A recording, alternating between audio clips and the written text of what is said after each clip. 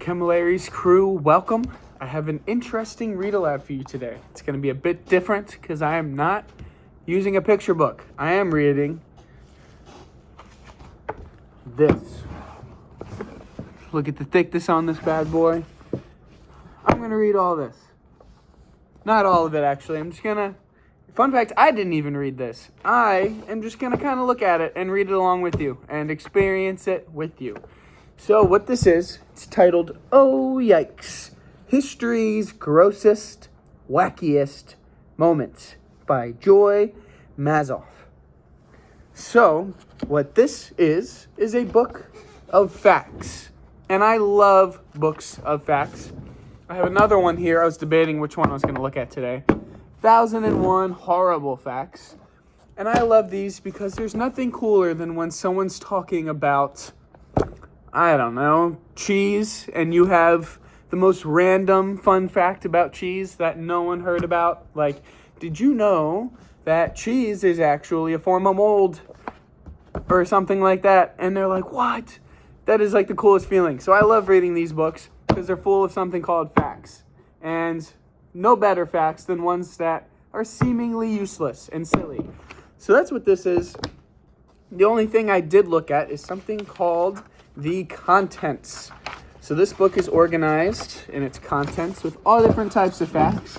And the ones that caught my eye that I'm going to look at, that I didn't look at yet, we're going to look at them together, they have a strange sports, stupid superstitions, and terrible table manners. Those three kind of speak to me for some reason. So we're going to skip all the way to page 248. It's a lot of pages. And we're just going to kind of look at that together. And then sit back, relax as I talk about some silly things that I didn't even know. So let's see, 248. Ooh. All right, so this tells us why sports were invented long, long ago. So I'm just going to read it and see what we learn. So sports were invented for one reason: to train sluggish, pudgy soldiers. A soldier who could throw a fastball could throw a spear that would skewer an enemy, and a warrior that could hit a ball the size of a baby's fist, weird comparison, with a stick while galloping by on a charging pony could do some serious damage when that stick got exchanged for a mace. Ball games were war games, but they were also tons of fun. Wars were expensive and messy, and people were always getting maimed. Sports had all the thrill of battle without the weeping widows and messy burial services afterwards. So interesting to think that sports were actually training for war. Very different now. Very, very interesting. And if you guys really like listening to just random facts, I have, like I said, this one. I have other fun facts. I have probably 8 different fact books that are just fun to look at. You don't have to read from cover to cover. You just kind of skip around and read it. So let's see. Let's read about kickball. So every culture on every continent with people, has developed some form of a kicking game. During the Han Dynasty in China, so long ago, soldiers trained to kick balls into nets. The better to kick a man's, into a state of pain on the battlefield. But Britain is the undisputed birthplace of modern soccer, which got its name from association football. Of course, they rest of the world. Oh, they have a typo. It says they rest, but it's the rest of the world calls it football. So that they're talking about soccer. But if you didn't, they call it football, which makes a lot more sense than American football as we know football, which hardly uses feet at all. By the 700s, still a long time ago, folks were avid footballers in Britain. But back then, it was a war event. Again, there's a famous story that the first football game in England involved a ball made from severed head. That's crazy. Of the Danish prince just defeated in battle. So the first goal, in theory, was used with someone's head. Oh gosh. And I'm also noticing, looking at our book, some interesting choice of print on the outside of the book. All right. Let's see if there's any other sport that's interesting here. Lawnmower racing. That is a thing. Leave it to those garden-loving Brits, so from Britain, to invent a lawn-based race. The highlights of the summer mowing season. So it doesn't go into much detail about that, but just know it exists. And now I'm going to move on. I'm going to read a little bit more. Okay, let's see here. I want to read more about what I saw on my table of contents. Oh, here's terrible table manners. So let's see. I'm going to read this random part here. Can't afford a spoon? Use stale bread. Only the rich have utensils, and a practice leading up to the birth of the fork. So before forks, some people began to use two knives, one to cut with and the other to keep the meat from sliding all over. So interesting that before spoons, or unless you were like super well off or like a king, you didn't have a spoon, you used stale bread. Interesting. All right, let's see here. So this is another part in the 1690s, so about over 300 years ago. Since most people ate with 3 fingers, fork makers decided to add a third tine to their forks instead of 2. So that's like the things that stick out of a fork. They curved the tines a little too, so food would stay put.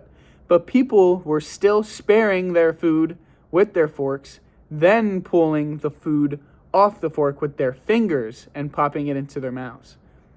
So when people were first given real forks, instead of just, they took it off the fork. That's not very smart, but that's what they did.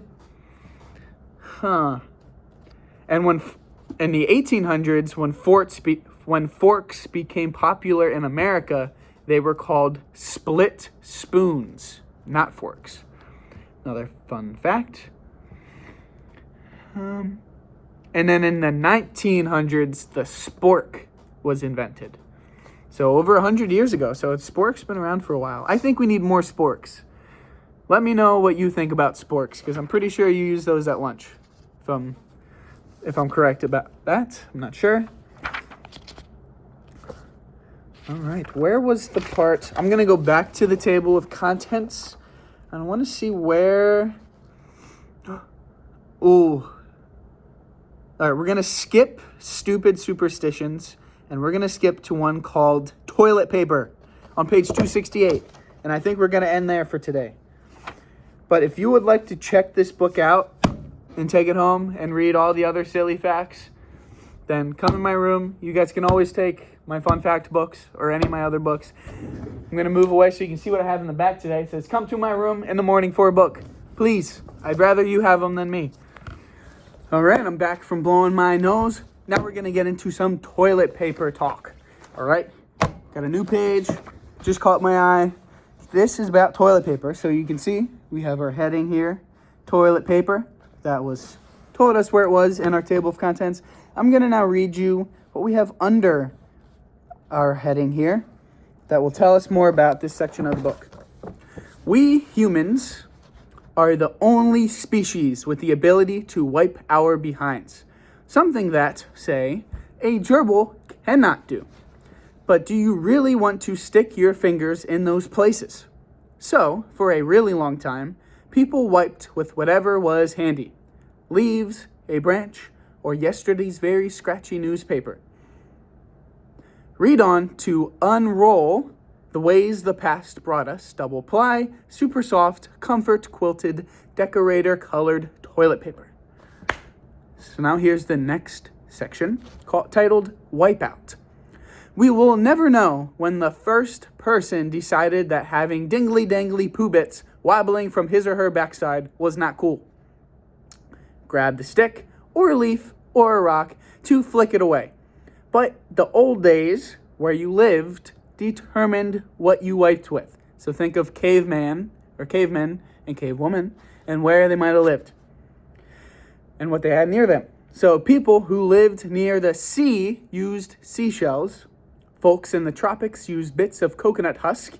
And if you were a mighty king, you might have a royal servant wipe your backside, which is weird in itself, but using fine lace or wool. Ooh, and it has a weird photo here, I just noticed. Show you that really close. Looks like someone's using the dumper, and there's people like right behind them. Oh, there's something underneath the photo that says, "Who needs privacy? This king has his posse waiting on his poop." So yeah, they were just with him while he was going, and didn't matter. Weird. So now this next section's titled Beastly Bit.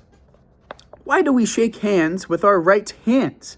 Some historians say it's because for centuries, many years, in many parts of the world, the left hand was considered the wiping hand.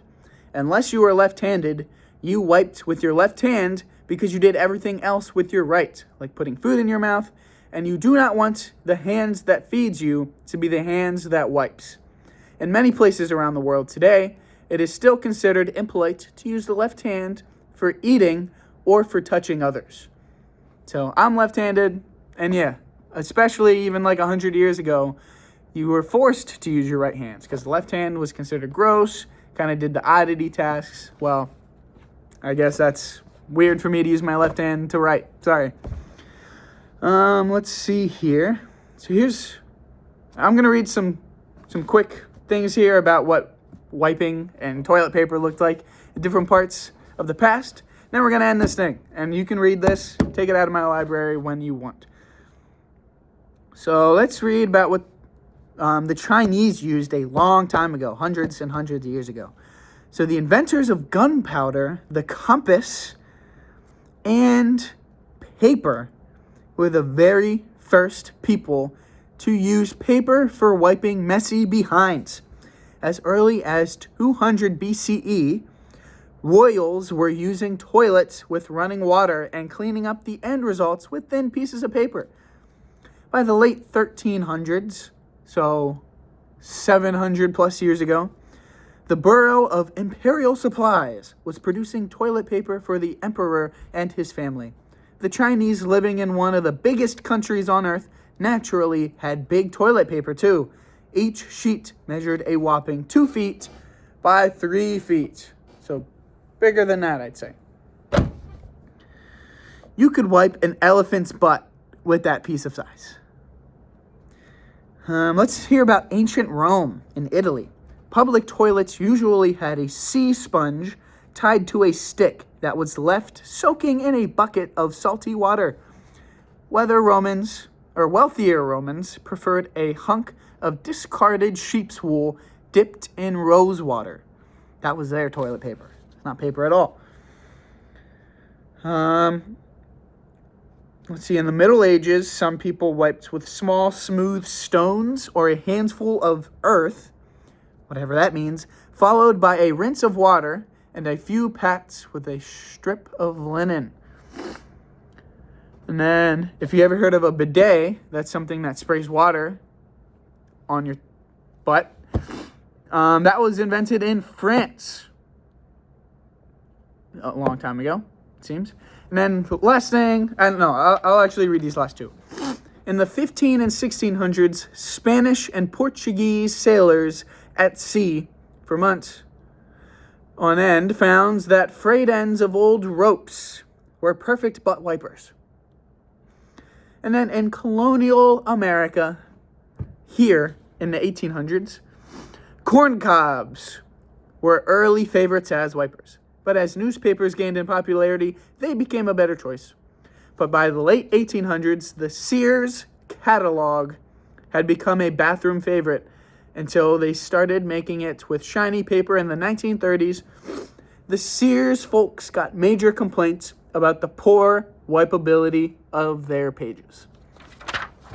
So now there's more toilet paper talk in here, and I'm going to save that for you to either come and read this yourself, or maybe I'll read it another time if you really want me to. But that was a long one.